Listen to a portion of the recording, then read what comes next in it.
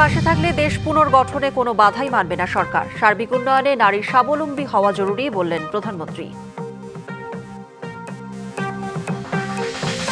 টানা বৃষ্টিতে এবার ডুবল কুমিল্লা নগরী। চট্টগ্রাম, কক্সবাজার ও পার্বত্য এলাকায় বন্যা পরিস্থিতির উন্নতি, ভেসে উঠছে ক্ষতচিহ্ন।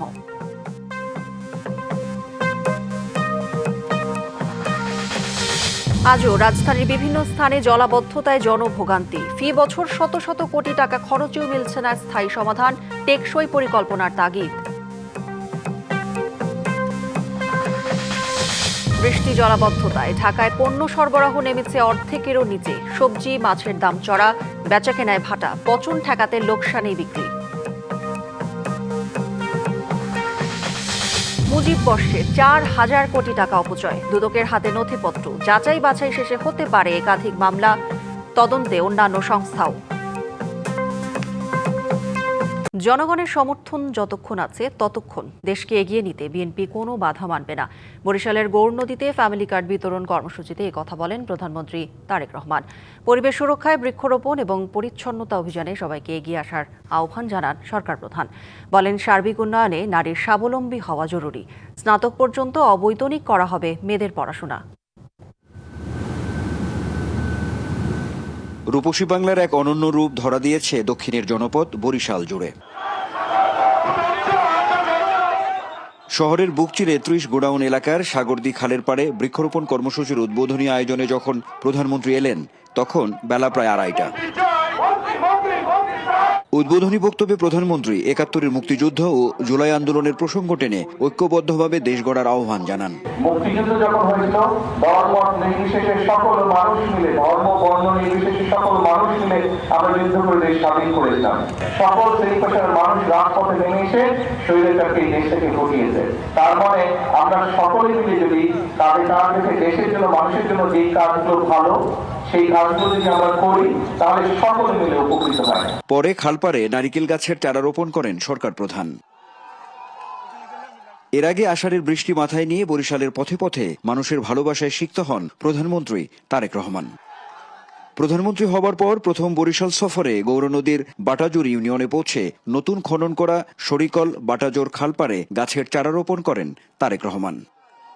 এ সময় প্রধানমন্ত্রী বলেন, পরিবেশের ভারসাম্য রক্ষায় পরিচ্ছন্নতা অভিযানে সবাইকে এগিয়ে আসতে হবে। এই যে কখনো বৃষ্টি বেশি হচ্ছে, কখনো বৃষ্টি হচ্ছেই না প্রায়, এই যে আবহাওয়ার এই বিষয়টা, সমস্যার কষ্টটা যদি কমিয়ে আনতে হয়, আমাদেরকে সারা দেশে অনেক গাছ লাগাতে হবে। আমরা অনেকগুলো কর্মসূচির পাশাপাশি আমাদের এই কর্মসূচিটাকেও সারা দেশে আমরা এই কর্মসূচিটা চালু রাখতে চাই। পরে বাটাজোর সরকারি প্রাথমিক বিদ্যালয় মাঠে ফ্যামিলি কার্ডের উপকারভোগীদের সাথে মতবিনিময়ে অংশ নেন সরকার প্রধান। এ সময় তিনি বলেন, নারীকে স্বাবলম্বী করতে না পারলে দেশের উন্নয়ন অসম্ভব। বিএনপির সকল রাজনৈতিক ক্ষমতার উৎস জনগণ। যতক্ষণ বিএনপির পাশে জনগণ থাকবে, বিএনপি কোনো বাধা মানবে না। বিএনপি দেশকে ইনশাল্লাহ সামনের দিকে এগিয়ে নিয়ে যাবে। তবে আগামী 5 বছরে ধীরে ধীরে সকল পরিবারের কাছে আমরা যাওয়ার চেষ্টা করব ইনশাল্লাহ। নারীদের শিক্ষা ব্যবস্থা আমরা স্নাতক পর্যন্ত বা ডিগ্রি পর্যন্ত, আমরা স্নাতক পর্যন্ত, অনার্স পর্যন্ত আমরা ফ্রি করব। শরিকল বাটাজোর খালপাড়ে একযোগে রোপণ করা হয় 2,500 গাছ। গত কয়েকদিনের দুর্যোগপ্রবণ এই পরিস্থিতির জন্য জলবায়ু পরিবর্তনকেই কারণ বললেন প্রধানমন্ত্রী, যে কারণে গাছ লাগানোকে তিনি সর্বোচ্চ গুরুত্ব দিলেন। একই সঙ্গে তার রাজনৈতিক বক্তব্যে তুলে ধরলেন সকল ক্ষমতার উৎস জনগণ। নির্বাচনী সকল প্রতিশ্রুতি বাস্তবায়নে তার সরকার বদ্ধপরিকর। সব মিলিয়ে সকলের সহযোগিতা নিয়েই সুখী সমৃদ্ধ আগামীর বাংলাদেশ গড়তে চান সরকার প্রধান। Anwar Hossain, DBC news, Gournadi, Barishal. বরিশালের বাবুগঞ্জে সেনাবাহিনীর গ্রীষ্মকালীন প্রশিক্ষণ মহড়া পরিদর্শন করেছেন প্রধানমন্ত্রী তারেক রহমান। বেলা 11:30টায় বাবুগঞ্জ উপজেলার পূর্ব রহমতপুর এলাকায় সেনাবাহিনীর গ্রীষ্মকালীন প্রশিক্ষণ মহড়া স্থলে পৌঁছান প্রধানমন্ত্রী।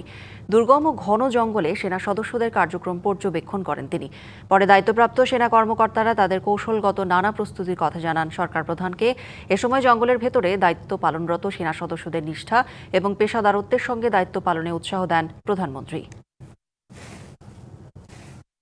টানা বৃষ্টিতে ডুবে গেছে কুমিল্লা নগরী। রাস্তাঘাটে থই থই পানির কারণে নৌকায় চড়ে কেন্দ্রে ঢুকতে দেখা যায় এইচএসসি পরীক্ষার্থীদের। ডুবে যাওয়া সড়কে কেউ কেউ পড়েও যান। এরপরও অনেক শিক্ষার্থী সময় মতো কেন্দ্রে পৌঁছাতে পারেননি। বিপাকে পড়েন অফিসগামীরাও। জলাবদ্ধতার ভোগান্তিতে গাইবান্ধা, সাতক্ষীরা, বাগেরহাট সহ বিভিন্ন জেলার মানুষ। রাত থেকে টানা বৃষ্টি, এতে পানির নিচে কুমিল্লা নগরী। শহরের প্রধান সড়ক থেকে অলিগলি আবাসিক এলাকায় ভয়াবহ জলাবদ্ধতা, কোথাও পানি কোমর ছুঁয়েছে। জলাবদ্ধতায় চরম দুর্ভোগে পড়েন এইচএসসি পরীক্ষার্থীরা। কুমিল্লা সরকারি মহিলা কলেজ, ভিক্টোরিয়া সরকারি কলেজ এবং কুমিল্লা সরকারি কলেজ পরীক্ষা কেন্দ্রে হাঁটু সমান পানি জমে। অনেক পরীক্ষার্থী পানি মারিয়ে, আবার কেউ নৌকায় করে পৌঁছান কেন্দ্রে, আবার অনেকে পড়ে গিয়ে ভেজা শরীরেই পরীক্ষায় অংশ নেন। আমার ছেলে ভিক্টোরিয়া কলেজের স্টুডেন্ট, সে এখানে পরীক্ষা দিবে, আমি তাকে কোলে করে গেট পার করে দিতে হচ্ছে। জলাবদ্ধতার কারণে পরীক্ষার্থীদের বেশিরভাগই আজকে আসতে হচ্ছে যে লেট করে ফেলছে। পরীক্ষার যে নির্দিষ্ট সময় আছে 10টা, তারপরে আসছে অনেকে। তারপর হচ্ছে যে এদিকে আছে ড্রেনের পাশগুলা ভাঙা, এগুলাতে আজকে অনেকেই ব্যথা পাইছে। পানিতে ডুবে অচল অবস্থা কুমিল্লা জেনারেল হাসপাতালেও। পানিবন্দী রোগীরা, ভাসছে নানা সরঞ্জাম, সব মিলে সীমাহীন দুর্ভোগ।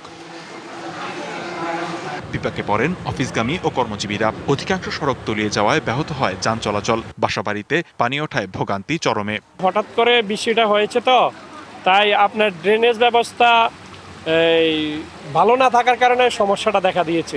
বন্যার যে পরিস্থিতি আমরা দেখতে পাচ্ছি, এই পরিস্থিতিতে আসলে শহরে এখন বসবাস করাটা কষ্টকর হয়ে যাচ্ছে আর কি। টানা বৃষ্টিতে গাইবান্ধা শহরে তীব্র জলাবদ্ধতার সৃষ্টি হয়েছে, এতে স্থবির হয়ে পড়েছে জনজীবন। জলাবদ্ধতা সাতক্ষীরাতেও। পৌরসভা সহ 7টি উপজেলার বিস্তীর্ণ এলাকা তলিয়ে চরম দুর্ভোগে মানুষ। সরকারি দপ্তর, হাসপাতাল ও শিক্ষা প্রতিষ্ঠানে পানি ঢুকে স্থবির স্বাভাবিক কার্যক্রম। বেশি সংকটে শ্রমজীবী মানুষ ও শিক্ষার্থীরা। ঘরের ভিতর পানি, বাথরুমের পানি, আমরা কোনোভাবে যাতায়াত করতে অসুবিধা হচ্ছে। বাচ্চা কাচ্চা নিয়ে আমরা রিক্সের ভিতরে আছি, সাপ পুকুরের ভয়। একটা মানুষ সুস্থ অসুস্থ হলেও জানির কোনো ব্যবস্থা নেই। সরকার যদি আমাদের একটু সাহায্য করতো তা ভালো হতো, আমরা খুব বিপদের মধ্যে আছি। বাগেরহাটের নিম্নাঞ্চলের সড়ক, অলিগলি ও আবাসিক এলাকায় জলাবদ্ধতার সৃষ্টি হয়েছে। 4-5 দিন ধরে এই অবস্থা। তারপরে আমরা রান্না খাওয়া টোটালি বন্ধ। 5-6 দিন হয়েছে স্কুলে যেতে পারি না। দিনভর বৃষ্টি সিলেটেও। জলাবদ্ধতা না থাকলেও আছে দুর্ভোগ। পানি উন্নয়ন বোর্ড জানিয়েছে, ভারতের মেঘালয়ে ভারী বৃষ্টি অব্যাহত থাকায় সিলেটের নদীর পানি বাড়ছে। লিখনকান্তি ভৌমিক, ডিবিসি নিউজ ডেস্ক। বর্ষণের মাত্রা কমলেও দুর্ভোগ কমেনি চট্টগ্রাম, কক্সবাজার ও পার্বত্য এলাকার বন্যা দুর্গতদের। পানি কমার সাথে সাথে ক্রমেই স্পষ্ট হচ্ছে বন্যার ক্ষত। ভেঙে গেছে সড়ক, ভেসে গেছে পুকুরের মাছ, নষ্ট হয়েছে ধানের বীজতলা এবং সবজির ক্ষেত। এখনও পানিবন্দী কয়েক লাখ মানুষ। সরকারি বেসরকারি নানা উদ্যোগে ত্রাণ বিতরণ চললেও অভিযোগ রয়েছে সমন্বয়হীনতার। টানা 8 দিনের ভারী বর্ষণের পর কিছুটা উন্নতি হচ্ছে চট্টগ্রামের বন্যা পরিস্থিতির। দুর্গত এলাকাগুলো থেকে নামতে শুরু করেছে পানি। সাঙ্গুর পানিতে প্লাবিত চট্টগ্রামের বাঁশখালী, সাতকানিয়া, চন্দনাইশের দুর্গত এলাকার আশ্রয় কেন্দ্র থেকে নিজ বাড়িতে ফিরতে শুরু করেছে বন্যার্তরা। কোথায় জায়গায় যেতে পারতেছি না, আছি ঘরের মধ্যে, রোডঘাটও ভেঙে গেছে। প্রতি বছর বর্ষা হলে আমাদের এই আতঙ্কিত অবস্থায় থাকতে হয়, জীবনযাপন করতে হয়। বৃষ্টি কমে আসায় কক্সবাজার সদর, রামু, ঈদগাঁও, উখিয়া, টেকনাফ ও চকরিয়ার বন্যা পরিস্থিতিরও উন্নতি হয়েছে। তবে পেকুয়া ও মাতামুহুরীর নির্মাঞ্চলের মানুষ এখনো পানিবন্দী। পানি কমলেও দুর্ভোগ কমেনি এখনো। স্থানে স্থানে ভেসে উঠছে ক্ষতচিহ্ন। সংকট দেখা দিয়েছে খাবার ও সুপেয় পানির। পর্যাপ্ত নয় সরকারি ত্রাণ। বেসরকারি উদ্যোগে যেটুকু দেয়া হচ্ছে সেখানেও সমন্বয়হীনতা। এদিকে বর্ষণের মাত্রা কমে আসায় বান্দরবানে কমতে শুরু করেছে সাঙ্গু নদীর পানি। খাগড়াছড়িতে বন্যা দুর্গত এলাকার পানি নামতে শুরু করলেও দীঘিনালা উপজেলার নিম্নাঞ্চল এখনো প্লাবিত। অনেক ক্ষতি হয়েছে, ছোট ছেলে মেয়ে নিয়ে অনেক কষ্ট পাইতেছি। আমরা বিজেপি ক্যাম্পের থেকে আমরা ট্রাম পাইছি, আমরা ধন্যবাদ, খুশি হয়েছি। জেলায় অন্তত 1000 হেক্টর জমির আমন বীজতলা ও আউশ ধানের চারা এবং বিভিন্ন ধরনের সবজির ক্ষেত ক্ষতিগ্রস্ত হয়েছে। ভেসে গেছে পুকুরের মাছ, ক্ষতিগ্রস্ত অভ্যন্তরীণ ও গ্রামীণ সড়ক। অন্যদিকে রাঙামাটিতেও বৃষ্টি কিছুটা কমায় বন্যা পরিস্থিতির উন্নতি হচ্ছে। তবে বাঘাইছড়ি ও বিলাইছড়ির কিছু নিম্নাঞ্চল এখনো পানিবন্দী। এখন আমরা 260 পরিবার এখনো পানিবন্দী আছি। অন্যান্য জায়গায় যেভাবে নামিয়ে গেছে, এলাকাবাসী সবাই, গরু ছাগল মানুষ একসাথে বসবাস করতে হচ্ছে। দুর্গত এলাকায় সরকারিভাবে ত্রাণ বিতরণ করা হলেও তা প্রয়োজনের তুলনায় অপ্রতুল। ক্ষতিগ্রস্ত এলাকায় সেনাবাহিনী, প্রশাসন, জেলা পরিষদ, বিজিবি, রেড ক্রিসেন্ট ও রাজনৈতিক দলের পক্ষ থেকে ত্রাণ তৎপরতা অব্যাহত আছে। হিমাদ্রি রাহা, ডিবিসি নিউজ ডেস্ক। একটি পাহাড়, 6 শতাধিক মানুষের বসতি। 5 শতাধিক শিক্ষার্থীর প্রতিদিনের যাতায়াত, কিন্তু নেই নিরাপদ সড়ক, নেই উন্নয়নের ছোঁয়া। বর্ষা এলেই বান্দরবানের আমতলী পাহাড়ের বুক জুড়ে নেমে আসে অজানা আতঙ্ক। তবুও জীবন তো আর থেমে থাকে না, বেঁচে থাকাই যেখানে বড় সংগ্রাম। বৃষ্টি এখানে কারো কাছে রোমান্টিক নয়। আকাশে কালো মেঘ জমলেই বুকের ভেতর জমে ওঠে আরেক ভয়, কারণ এই পাহাড়ের মানুষ জানে এক পশলা বৃষ্টি মানেই হয়তো আরেকটি ধস, আবার কান্না, নিঃস্ব হওয়ার গল্প। বান্দরবানের আমতলী পাহাড়, লামা উপজেলার আমতলী পাড়া 3 নম্বর ওয়ার্ড। এই পাহাড়েই বসবাস 6 শতাধিক মানুষের। পাহাড়ের ঢালে গড়ে ওঠা ছোট ছোট ঘরগুলো যেন প্রতিদিন প্রকৃতির সঙ্গে লড়াই করে টিকে আছে। সবচেয়ে কষ্টের পথটা শিশুদের। প্রতিদিন 5 শতাধিক শিক্ষার্থী কাদা আর পিচ্ছিল পাহাড়ি পথ পেরিয়ে স্কুলে যায়। তাদের কাছে স্কুলে যাওয়া মানে শুধু পড়াশোনা নয়, প্রতিদিন একটি ঝুঁকিপূর্ণ যাত্রাও। এদের তো থাকার মতো কোনো জায়গায় নেই। এখানে আছে খুব প্রায় দরিদ্র পাহাড় পড়ে, এটাই আমাদের কষ্ট, জীবনের ঝুঁকি এটা। বর্ষা এলেই ঘুম হারাম হয়ে যায় বাসিন্দাদের। গভীর রাতে অনেকেই আবার বিছানায় থাকতে পারেন না। চোখ থাকে পাহাড়ের দিকে আর কান থাকে মাটির শব্দে। ওই 2টা বাজাইছে তো ভা আর বইটা তিন মাঝে বাদ দি থাকি দেরি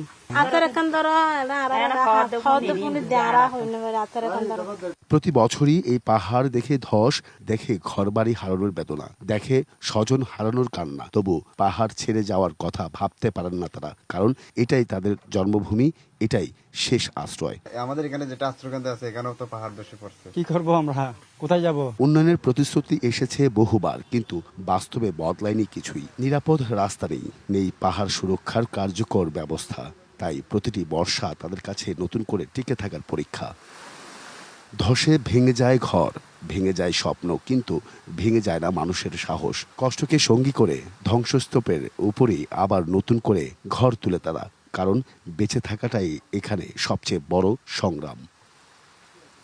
পাহাড়ে এইসব মানুষ শুধু বিলাসিতা নয়, চায় নিরাপদে বেঁচে থাকার নিশ্চয়তা। কিন্তু এই পাহাড়ের যে বর্ষা, সেই ঋতু যাতে করে হয়ে ওঠে একটি স্বস্তির, সেটাই এই মানুষগুলোর প্রত্যাশা। আর পাহাড় মৃত্যুর ফাঁদ নয়, হোক একটি নিরাপদ বাসস্থানের প্রতীক। Ariful Islam, DBC news, Lama, Bandarban. জলাবদ্ধতায় আজও জনদুর্ভোগ রাজধানীতে। এখনও তলিয়ে আছে অনেক সড়ক, অলিগলি ও নিচু এলাকা। কয়েকটি গুরুত্বপূর্ণ সড়কে যান চলাচল করছে ধীর গতিতে। এতে যানজটের ভোগান্তিতে নগরবাসী। বৃহস্পতিবার থেকে ঢাকাসহ সারা দেশে অতি ভারী বর্ষণের আভাস দিয়েছে আবহাওয়া অফিস।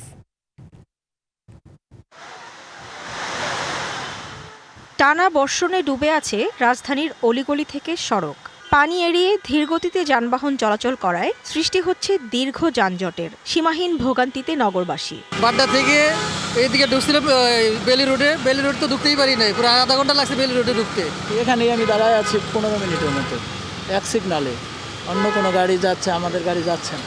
রিকশা, সিএনজি, অটোরিকশা কম, সেই সাথে গুনতে হচ্ছে দ্বিগুণ 3 গুণ ভাড়া। যাতায়াতে চরম দুর্ভোগে কর্মজীবী মানুষ।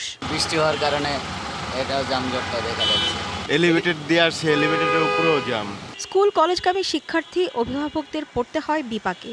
জলাবদ্ধতায় বিভিন্ন রাস্তায় বিকল হয়ে থাকা যানবাহন বাড়িয়ে দিচ্ছে ভোগান্তির মাত্রা। 2 ঘন্টার উপরে লাগছে বনশ্রীতে এদিকে আসছে ইউটার্ন নিতে, পানি জমে মারিছে, তো এই কারণে জ্যামটা বেশি। আবহাওয়া অধিদপ্তর বলছে রবিবার সকাল 6টা থেকে সোমবার সকাল 9টা পর্যন্ত ঢাকায় বৃষ্টিপাত রেকর্ড করা হয়েছে 110 মিলিমিটার। 15ই জুলাই পর্যন্ত কম থাকলেও বাড়বে পরদিন থেকে। ঢাকায় গত 27 ঘন্টায় সবচেয়ে বেশি বৃষ্টিপাত রেকর্ড করা হয়েছে।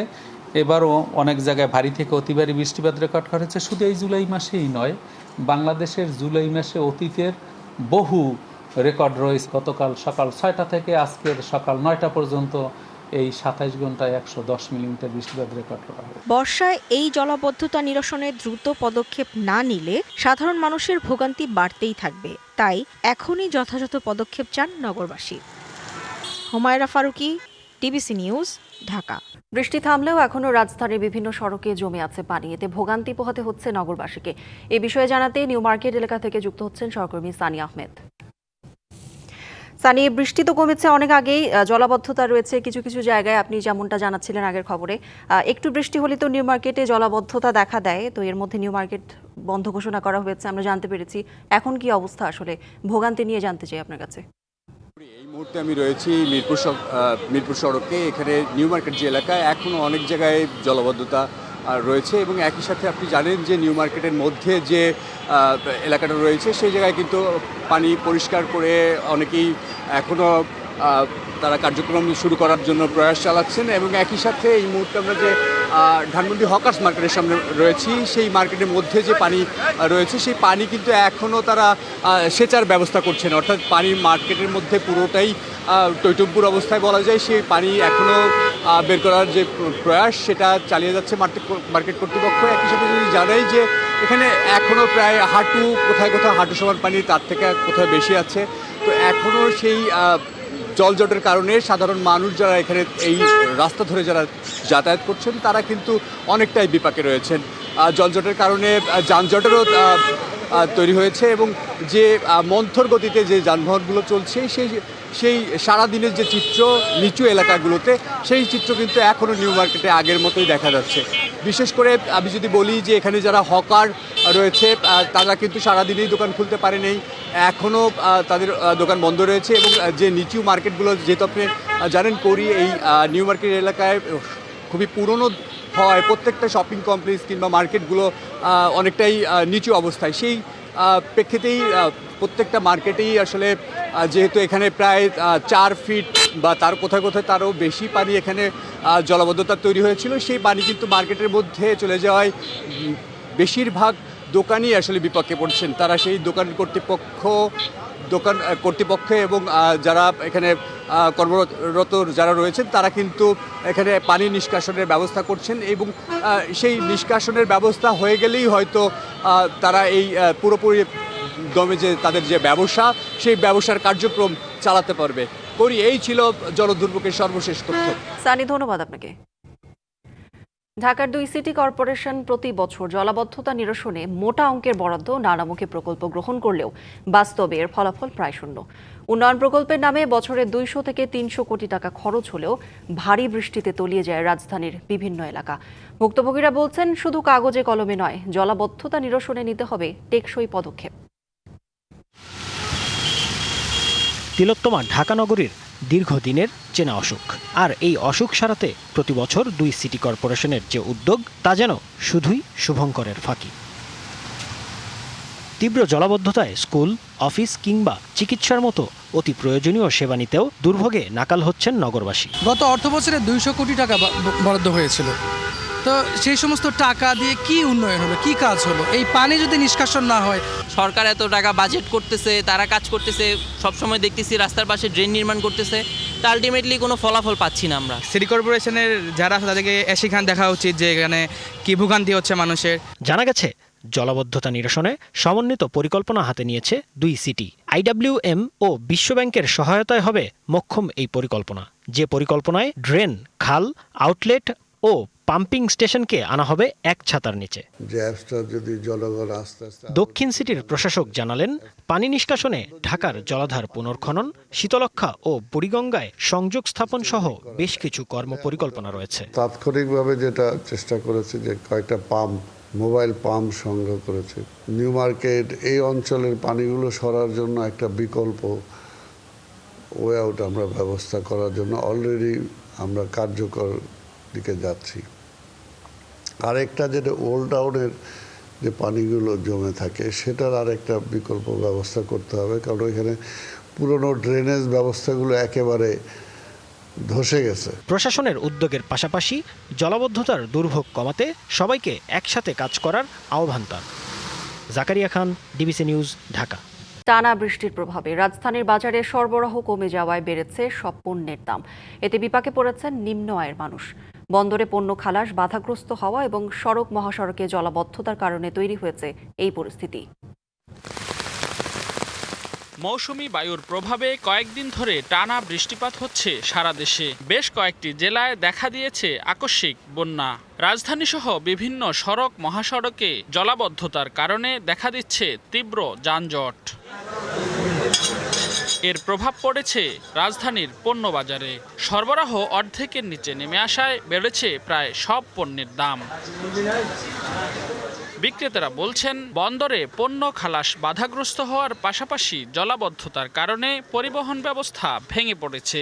এতে আলু, পেঁয়াজ ও কাঁচা বাজারে সবজির সরবরাহ অর্ধেকে নেমেছে, আর তাই বেড়েছে এসব পণ্যের দাম। যে জায়গায় মাল ঢুকতে আপনার 10 গাড়ি 5 গাড়ি, এখন মাল ঢুকতেছে 1 গাড়ি 2 গাড়ি, এইভাবে আর কি। সবজির দাম কেজি প্রতি 5 থেকে 10 টাকা বেড়েছে। মুরগি ও মাছের দাম বেড়েছে কেজিতে 10 থেকে 20 টাকা। খুচরা বেচে কাস্টমারও একটু মন খারাপ থাকে, যেমন 60 টাকার মরিচ যখন একটু 40 টাকা চান, তখন একটু মানুষের লগে ঝগড়া বিঝগড়া হয়। বাজারে কাস্টমারও আসতে পারে না, অনেক সেল কম, আমরা তো বসেই থাকি। তবে ক্রেতারা বলছেন, প্রকৃতপক্ষে দাম বেড়েছে আরও বেশি। কেজিতে 20 থেকে 30 টাকা বেড়েছে প্রতিটি সবজির দাম। এখন বাজারের দাম একটু বাড়তি মনে হচ্ছে তুলনামূলকভাবে, ঠিক আছে, কিন্তু বাজারের দামটা আরও সহনশীল হওয়া উচিত। বন্যায় তলিয়ে গেছে অনেক মাছের খামার। বৃষ্টিপাতের কারণে নদীতে মাছ ধরতে পারছেন না জেলেরা, আর তাই মাছের সরবরাহ অর্ধেকেরও নিচে নেমেছে। বৃষ্টির কারণে মাছ কম, দাম 2-3 দিনের আগের থেকে কেজিতে 20-50 টাকা 100 টাকা বেশি। বৃষ্টির কারণে বাজারে ক্রেতার উপস্থিতিও কম, তাই ভাটা পড়েছে বেচা কেনায়। কাঁচা পণ্যের পচন ঠেকাতে লোকসানেই বিক্রি করতে হচ্ছে অনেক পণ্য। রেদওয়ানুল হক, ডিবিসি নিউজ, ঢাকা। মুজিববর্ষে 4,000 কোটি টাকা অপচয়ের অভিযোগের নথিপত্র হাতে পেয়েছে দুর্নীতি দমন কমিশন। যাচাই বাছাই শেষে হতে পারে একাধিক মামলা, এমন তথ্য জানিয়ে সংস্থাটির মুখপাত্র জানান, বিশেষ গুরুত্বের সাথে দুদক সহ সরকারি সংস্থাগুলো এ নিয়ে কাজ করছে। শেখ মুজিবুর রহমানের জন্ম শতবার্ষিকী উপলক্ষে মুজিববর্ষ পালন ও সারা দেশে 10,000-এর বেশি মুরাল ভাস্কর্য নির্মাণ করেছিল ক্ষমতাচ্যুত আওয়ামী লীগ সরকার। দুদকের কাছে অভিযোগ রয়েছে, সাবেক প্রধানমন্ত্রী শেখ হাসিনা ও তার বোন শেখ রেহানা সহ অন্যরা শতবর্ষ পালনের নামে রাষ্ট্রের 4,000 কোটি টাকার ক্ষতি সাধন করেছে। 2025 সালের এপ্রিলে অনুসন্ধানে নেমে নথিপত্র চেয়ে 64 জেলা প্রশাসক, বিভিন্ন মন্ত্রণালয়, অধিদপ্তরে চিঠি দেয় দুদকের 7 সদস্যের অনুসন্ধানকারী দল। এরই মধ্যে বাংলাদেশ বেতারের সামনে মুরালের তথ্য সহ একাধিক নথিপত্র হাতে পেয়েছে সংস্থাটি। শেখ মুজিবের জন্মশতবার্ষিকী পালন এবং সারা দেশে 10,000-এরও বেশি মুরাল ভাস্কর্য নির্মাণ করে রাষ্ট্রীয় কোষাগার থেকে 4,000 কোটি টাকার বেশি অর্থ অপচয়ের অভিযোগে যে অনুসন্ধান চলমান রয়েছে, সংশ্লিষ্ট দপ্তরগুলোতে পত্র প্রেরণ করেছিলেন, অনেক জায়গা থেকে তথ্য পেয়েছেন। দুদক জানিয়েছে, অতি গুরুত্বপূর্ণ বিবেচনায় দুদকের পাশাপাশি বাংলাদেশ ব্যাংকের আর্থিক গোয়েন্দা সংস্থা BFIU, CIDর সমন্বয়ে অনুসন্ধানী দল কাজ করছে। বিষয়টা এমন যে আপনারা জানেন যে দুর্নীতি দমন কমিশন, CID এবং বাংলাদেশ ব্যাংক সহ যে জয়েন্ট ইনভেস্টিগেশন টিম আছে, যেটা আমরা সংক্ষেপে জিট বলি, এই অনুসন্ধানটা ওই টিমেরই একটা অনুসন্ধান কার্যক্রম। সংসদে এক প্রশ্নের জবাবে গেল রবিবার অর্থমন্ত্রী জানান, মুজিববর্ষে শেখ মুজিবুর রহমানের ছবি ও বেদি তৈরি, সরকারি অফিসে ব্রোঞ্জ, তামা ও মার্বেল পাথরের মূর্তি নির্মাণ এবং সময় গণনার ডিজিটাল বোর্ড তৈরিতেই 982 কোটি টাকার বেশি ব্যয় হয়। মুজিববর্ষ পালন উপলক্ষে প্রতিটি জেলা উপজেলায় সকল মন্ত্রণালয় বিভাগ সর্বমোট 982 কোটি 91,74,000 কোটি টাকা ব্যয় করেছে। রেদওয়ানুল হক, ডিবিসি নিউজ, ঢাকা। মাদকদ্রব্য অপরাধ দমন ট্রাইব্যুনাল প্রতিষ্ঠার বিধান যুক্ত করে জাতীয় সংসদে মাদকদ্রব্য নিয়ন্ত্রণ সংশোধন বিল 2026 পাশ হয়েছে। এ সময় মাদকের মামলা দায়েরের জন্য প্রতিটি থানায় আলাদা একটি করে সেল রাখার পরিকল্পনার কথা জানান স্বরাষ্ট্রমন্ত্রী Salahuddin Ahmed. Deputy speaker barrister Kaiser কামালের সভাপতিত্বে সোমবার বিকেলে সংসদের বৈঠকে প্রশ্নোত্তর পর্ব শেষে বিলটি পাশের প্রস্তাব করেন স্বরাষ্ট্রমন্ত্রী। এরপর বিলের ওপর আনা জনমত যাচাই ও সংশোধনী প্রস্তাবের নোটিশের ওপর আলোচনায় অংশ নেন সংসদ সদস্যরা। সবশেষে সংসদে স্থিরীকৃত আকারে কণ্ঠভোটে পাশ হয় বিলটি। আমরা যেহেতু মাদকের বিরুদ্ধে একটা সর্বগ্রাসী অভিযান চালাতে চাচ্ছি, মাদক দ্রব্য নির্মূল করতে যাচ্ছি সমাজ থেকে, সর্বাত্মক যে প্রচেষ্টা গ্রহণ করছি সেই জন্য আমাদের এই ব্যবস্থাটা নিতে হচ্ছে যে মাদকের মামলা রুজু করার জন্য প্রত্যেক থানাতে একটা আলাদা ফোকাল পয়েন্ট থাকবে, সেল থাকবে, যাতে দ্রুততম সময়ে মাদকের মামলাগুলো রেকর্ড করা যায়। বঙ্গোপসাগরে মাছ ধরতে গিয়ে ট্রলার ডুবে 4 জেলের মৃত্যু হয়েছে। ট্রলারের কোল্ড স্টোরেজে আটকা পড়েছিলেন তারা। নিখোঁজ রয়েছেন আরও একজন। ভোরে কুতুবদিয়া উপকূলবর্তী সাগরে এই দুর্ঘটনা ঘটে। স্থানীয়দের বরাত দিয়ে কুতুবদিয়া থানা পুলিশ জানিয়েছে, রবিবার সন্ধ্যায় নুরুল আফসারের মালিকানাধীন একটি ট্রলার নিয়ে 12 জন মাঝি মাল্লা সাগরে যান। আজ ভোরে ট্রলারটি বৈরী আবহাওয়ার কবলে পড়ে ডুবে যায়। এ সময় 7 জেলেকে জীবিত উদ্ধার করা হয়। নিখোঁজ ছিলেন 5 জন। বিকেল 4টার দিকে ডুবে যাওয়া ট্রলারটির অবস্থান শনাক্ত করা হয়। পরে ট্রলারের কোল্ড স্টোরেজের ভেতর থেকে উদ্ধার হয় নাসির উদ্দিন, করিম, আইয়ুব, মনির ও কামালের মরদেহ। এ ঘটনায় নাসির উদ্দিন নামে একজন এখনও নিখোঁজ। বছর না ঘুরতেই নেপালের প্রধানমন্ত্রী বালেন্দ্র সরকারের বিরুদ্ধে বিক্ষোভে নেমেছে দেশটির জেনজিরা। রবিবার রাজধানী কাঠমান্ডুতে এই বিক্ষোভ শুরু হয়। গত বৃহস্পতিবার এক রাইডার তরুণের মোটরসাইকেলে তালা দেয় পুলিশ। ক্ষুব্ধ ওই তরুণ নিজের শরীরে পেট্রোল ঢেলে আগুন ধরিয়ে দেন। শুক্রবার হাসপাতালে চিকিৎসাধীন অবস্থায় তার মৃত্যু হয়। এই ঘটনার পর প্রশাসনের জবাবদিহিতার দাবিতে রাজপথে নেমেছে নেপালের তরুণ প্রজন্ম। বিপুল সংখ্যাগরিষ্ঠতা নিয়ে ক্ষমতায় আসে প্রধানমন্ত্রী বালেন শাহ।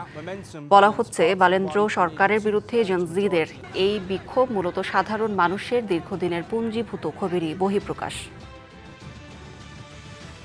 সংবাদে এই ছিল এখনকার মতো। ডিবিসি নিউজের সংবাদগুলো পড়তে ভিজিট করুন dbcnews.tv আর ভিজিট করুন ডিবিসির ফেসবুক পেজ এবং ইউটিউব চ্যানেল। ডিবিসির সঙ্গেই থাকুন।